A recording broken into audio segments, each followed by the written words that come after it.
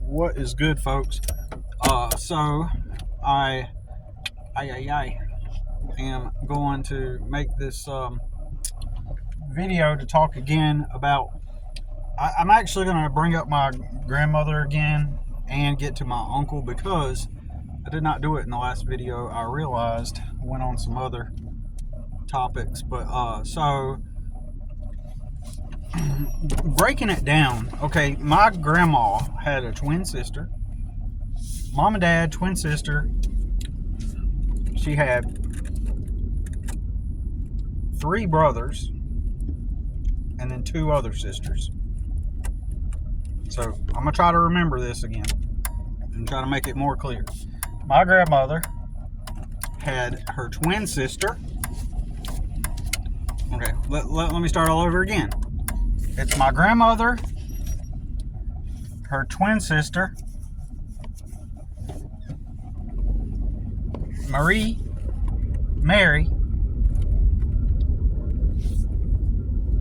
Patty, pretty sure was, yeah. Then there was the youngest one, I can't remember her name, Beverly. So it's 4 daughters. And then Lee, Charles, and Bill. And 3 boys, right?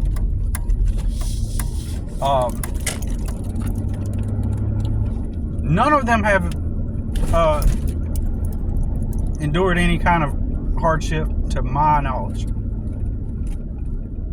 right? And I want to say my grandma's sister Mary, she was always nice. She didn't seem like she was trying to impress people. She was always just a nice person. My cousins that are her grandkids, they loved their grandma. I think she was a good grandma. They loved her. Like when she died, it was, I can tell you, it was legit. Like people legitimately mourned over a decent lady, right? Never. It was weird, and it's, even energetically, you didn't feel any kind of like angst or any kind of nothing really bad coming from her, like my grandmother. Different. And so want to clear that. I don't got nothing against people if they have had some kind of financial stability. I don't. She went on with her husband. He was a truck driver, to my knowledge. He drove them big tractor trailer trucks, and then they would make money on the side by buying and reselling stuff, and then having like yard sales like that. This is before the internet. They'll just go to yard sales on the weekends, buy stuff, and then they'll have their own yard sale and jack up the prices on shit. But anyways, they also had like a restaurant for 4 years, like a seafood restaurant. And so they were a pretty active couple. I mean, they seemed like decent people. So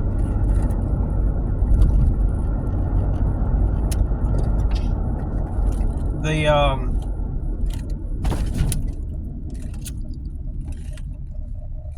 getting back to it. So so my grandmother had like a large set of siblings, the mom and dad and the siblings. And and I forgot Frances. That's another daughter. So let's get this right again. My bad. I know I'm not trying to trail this out. Okay. My grandma, her sister Mary, Frances, Beverly, and Kathy.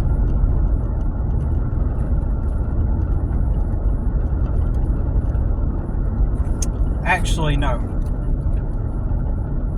Okay, I'm getting it right now, because Kathy was not their sister. That was like one of their kids. Okay, so anyways, all these details are not important. There were 4 daughters and 3 brothers, right? And their dad worked at a mill house. their dad worked at a mill house, and then I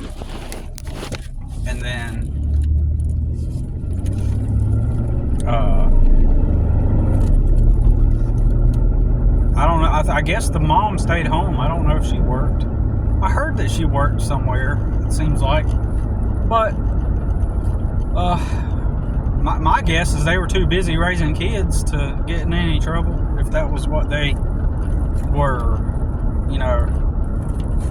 Like I said in the previous video, my great-grandparents, they were, like I said, I didn't really get a chance to know them, but I've never heard anybody talk shit about them or talk bad, and that says something. When you hear about someone that nobody talks bad about them or has any kind of ill will towards them or ill feelings, like, then they might be good, decent people, you know what I mean? And everybody I know on that side, on that side of the family, they're not necessarily bad people. Now, let's get on to the subject though. Like, out of all those people that are my grandma's siblings, like, all of them have had good lives. Two of the brothers went on to become teachers. Always had their own house ever since I can remember as a kid. One of my uncles, one of my grandma's brothers, has like a convertible, like a classic car, like an Impala or something like that, Cadillac or something. I can't remember what it was. He's got an old classic car where the top drops, and he, you know, he was always nice, and he was always a fun, you know, uncle when I got to see him. And he didn't do the Uncle Buck thing. He was just a fun uncle, you know what I'm saying? I think he's gay. I'm pretty sure of that. It's just kind of like this hidden,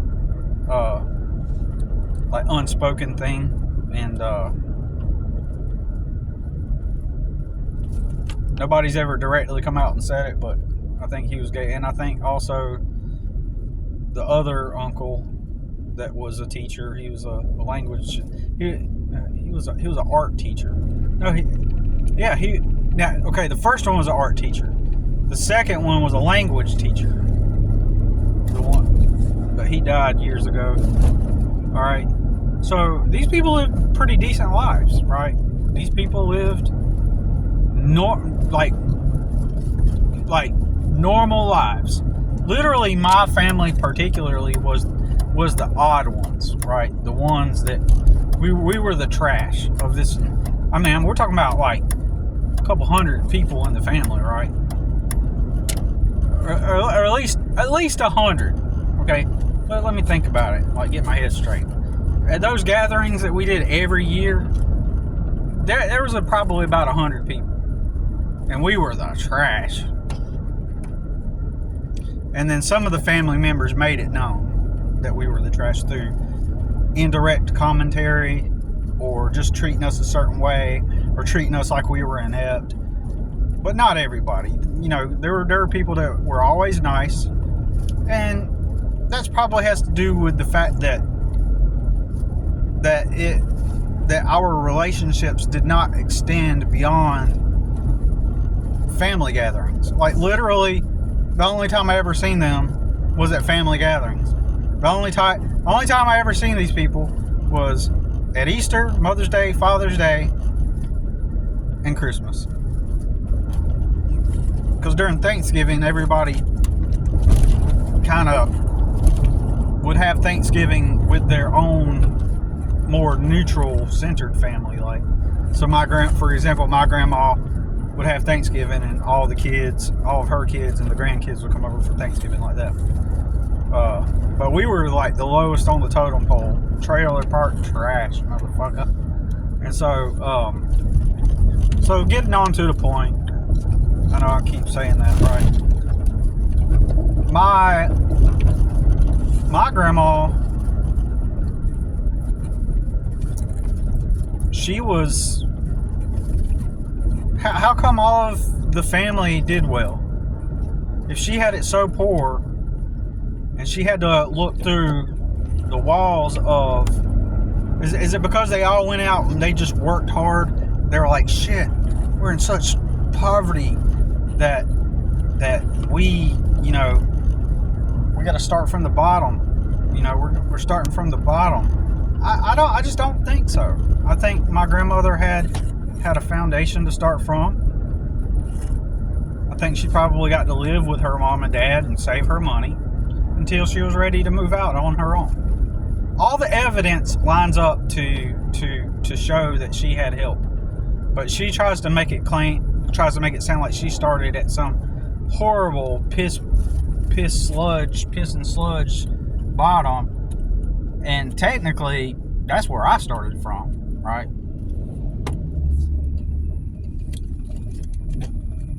And I think my grandma's a liar.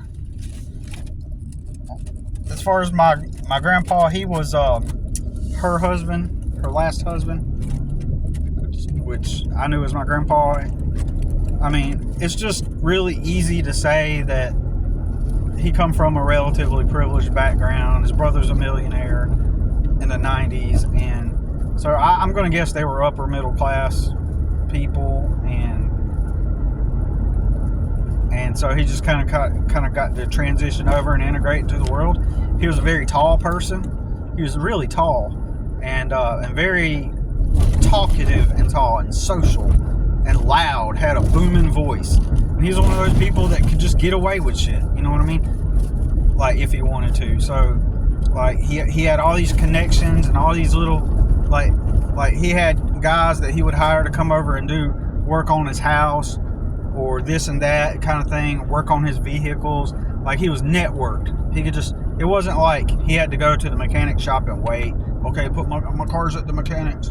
Like that. He knew people.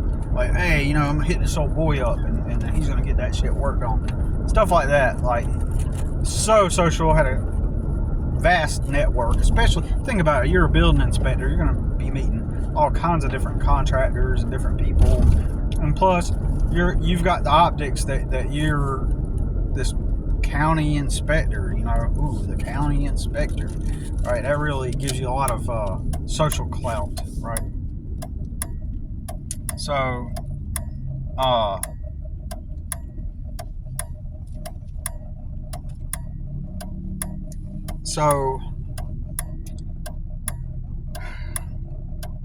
I doubt my grandma worked hard to get to where she's at. I believe that she just merely saved her money up living with mom and dad and eventually moved out on her own, got her own place.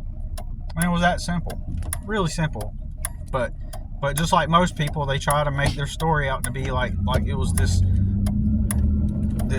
like bottomless pit where they started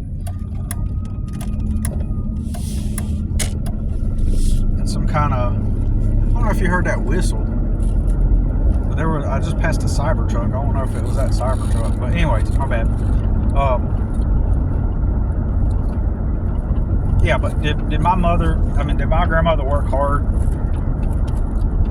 I'm going to say that she worked. I don't deny that. She worked. But she also hated it. And she hated herself. And she tried to compensate by using the earnings to try to be up on par with all the fancy people, right? That's what she tried to do. She tried to make herself live up to the societal expectation, and she really was unhappy because she never was up to par, right? She was never as fancy. So when that's why it was such a glorious moment when their poor mom. See, my cousins, they were right close to us on the socioeconomic level. They were the next step above us, low class bottom feeders, right? They were just like right there, like out of the whole entire family, you know, they were one step above us, and I know that they hated being there, especially my cousin. Like she hated being at the bottom, you know, or the idea and of it. And one time she called us poor mouths. One time I made her cry for whatever.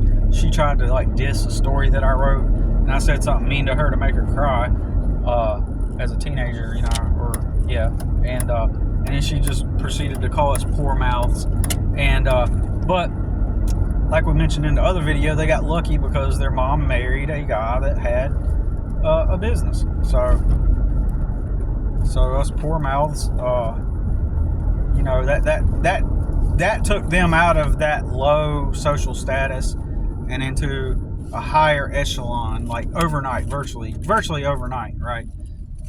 Through a marriage. And then so when that happened, my grandmother thought that was like the shit. Like, wow, you know, their social status increased, their clothes got better, their whole lifestyle changed overnight. And then after that, there was a clear distinction between us and them. And you know, when it came to my grandma objectively treated them more well, and my grandpa too objectively treated them more well, and they treated me like I need to be watched, and you know, or you got to keep an eye on me so I don't do something stupid, you know, that kind of thing. When in reality that wasn't necessary, but it's the optics of the socioeconomic level that primes their brain or conditions their brain or creates a lens that they see you through because of your low status, living down in a trailer park with an alcoholic dad, and you know, smoking cigarettes, and the place is filthy, you know what I mean? Oh, and by the way, also, that's my fault too. That's our fault. The kids, they need to help mom and dad clean up, and it's our fault. So when we get visits from our aunts and uncle, you know, like we need to be helping our parents to keep this place clean. Why don't y'all keep y'all like it's our fault, you bitch fucks, right? And then sometimes they would come over there and they'll start cleaning, like out of nowhere at times, like. And my uncle still does that to this day. Just last week, he went over to my mom's, and he just starts cleaning the whole house. Like, she didn't ask, you know, but he just intrudes, and he says, he intrudes, and he just starts cleaning her whole house. The whole time I was there, the whole day, or half the day. I was there half the day, and I was taking a break. This was last week. I was like, I'm taking a break today. I'm gonna not do anything, and for half a day, and I stayed over there for several hours, and I didn't do shit. I just brewed coffee and drank some coffee, right? In the other video, I said I don't hang out with my mom, but I really don't. But I do. I don't, but I do. When I do, I always make a meal. Like, it's not like I don't even go over there just to like hang out. Like I'm gonna plan dinner, you know, and I'm gonna do it at my mom's house, you know, I'm gonna make dinner for everybody, you know. I'm always doing something. I guess you could consider that hanging out, but it's kind of like I don't know. I guess it's just a natural thing you do within your circles, right? Within your community, you just occasionally make food, you know, for people that are around you or whatever. So I do that, and then occasionally I'll go over there and have a cup of coffee. But that day, like if I'm in the area, if I'm like right now, it's not 3 o'clock yet, but if it were getting on 3 o'clock, coming up on 3 o'clock, I might go by my mom's and have coffee before I go home, you know. But I don't, you know, it's weird. It's hard to explain. It's just, it's part of it being normal. Like, I don't go over there to my mom's and try to start telling her how she needs to get her house cleaned up. I don't go over there and voluntarily start cleaning stuff up like that. I help out. Like, if she's got a full bag of garbage, yeah, I'll take the garbage out. If there's something in the floor that just happens to be on the floor and it needs to be swept up, yeah, if I see it, I'll sweep it up. But I'm not going to go over there with the sole intent, arrive there and be like, oh, look at this. Let me start cleaning. Slow down, you bitch. Come on, motherfucker. I'm trying to slow down, and he starts slowing down. anyways, so my bad. What was I trying to say? Anyways, but yeah,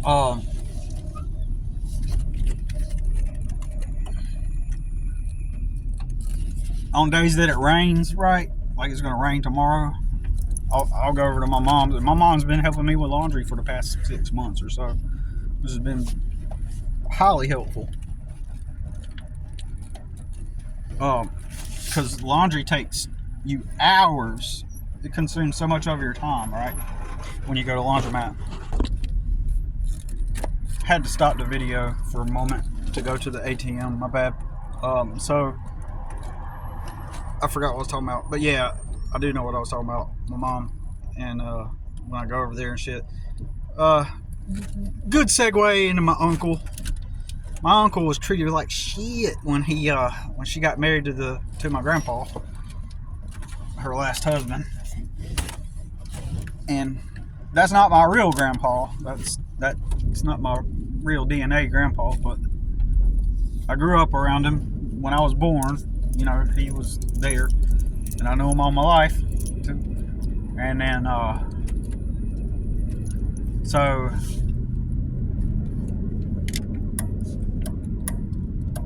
he always, from what I'm hearing now, like nobody liked him. Damn, they put on good fronts over the years. Now all my mom's siblings express what they really felt about him. And all those years, going to all those gatherings, I'm hearing all of them talk all nice and cordial and being friendly and putting on a show. And now I realize that they didn't even like him at all, right? They fucking hated him, right? It's weird. It's a weird experience. It leaves a weird impression on me. It's like the whole paradigm or whatever you want to call it, the whole story that unfolded, like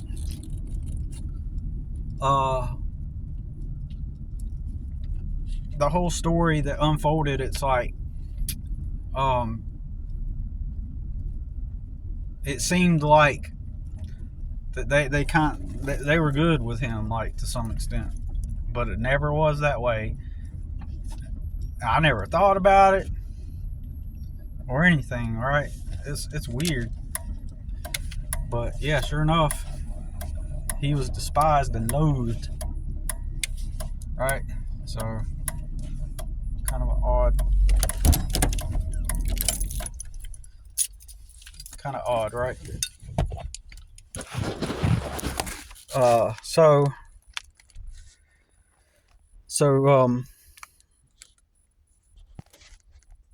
And my uncle did not like him. And in fact, my my uncle was forced into homelessness around the same at an early age. He was kicked out of his mom's house, and this is the same environment where my first aunt, she left the house that was so bad at 17 and went to live with the guy that would become her husband. Whatever the scenario was, it was so bad they despised that dude and hated him enough to where she left. And then my other uncle gets he gets, because I only got one uncle, and he gets thrown out, and he's living out of his car and working at Sears. And I don't know if he slept on people's couches or how he got by or got through all that, but yeah, that's the circumstance with my uncle, right? And so at some point while working at Sears, he got injured and he hurt his back. So he's always had a bad back, and then he went on to become a nail technician. Well, he went to school for it. And then he opened up his own business, and he's had it for decades, maybe 40 years, maybe. And he told me he's probably going to sell it. It's a small business. It's just him, and he's done it for about that long. And he said he could probably get $30,000 for the business when he sells it, with all the clients and everything. You know, the location, the clients, and he does rent an office space where he does the nails, and and he built a good name for himself. He done like really rich people in town. He kind of has that. Don't get me wrong, he's not rich, but he has an affluent type of personality that draws affluent types to him, if that makes sense. He knows how to engage and interact with them in the right way to draw in that type of clientele. And he's had a local news reporter was one of his in Charlotte, North Carolina. So that's kind of I don't want to say a big deal, but it's kind of a sign that he's doing pretty good at what he does. When he gets that kind of references, from because we're talking about the higher end type of people, right? That make the money, and so, but however, he told me recently, about a month ago or sometime back, that for the first time in his life, he is able to finally have, or I think he said for the past 10 or 15 years, he has in his bank account basically double the amount of his bills and expenses. Right? So he has that nest to work from. And we were talking about how if anybody gets ahead, you need that nest. And did my uncle work hard to get to where he's at? I think so. I think it would have taken hard work, and I think it would have taken some I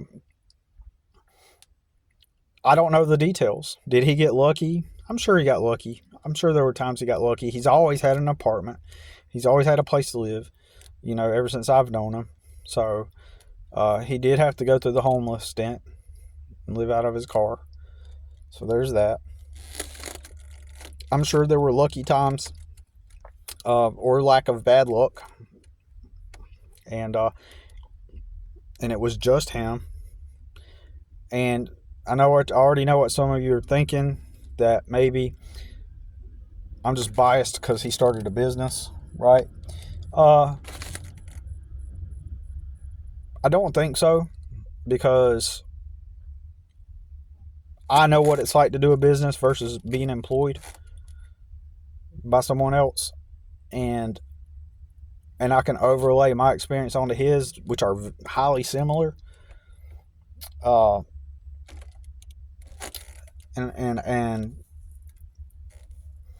And I know I've worked hard, and I believe he's worked hard to get where he's at. Now, the only thing, standing from the outside, like if you really want a stable financial cushion beyond where you're free, where you are able to do what you want when you want, you would have to expand that business, beyond just yourself. But I believe he's probably the type of person, similar to me, admittedly, that he probably does it a certain type of way, and he is the best. And he says that. He's like, I'm the best at what I do. Something to that extent. And I believe him. And I believe he's the type of person that realizes like nobody's going to do it, is put their heart into it or try to do it like him. But just like in my landscaping, like nobody's going to work as hard. When I had my moving company, I knew that nobody was going to do it, be like passionate about it as much as me. Like as far as working, and I'm aware of how that could limit me as far as like owning a business with employees. I would have to, I'm not there yet. I'm not there at a point where I can have employees. But I do realize that if I do want to actually get beyond just, I don't want to be like my uncle, like renting an apartment all my life, and then he still has to work. And he's a lot like me in the fact that a lot of his wealthy customers, they hire him for other things too. So he's got his nail shop, you know, he's got his nail space. He's probably been there for 40 something years, that same spot. Anyways, cause he's like 60, he's in his 60s. Anyways, so, I mean, he's been doing that since I remember, since I was a kid. Anyways, what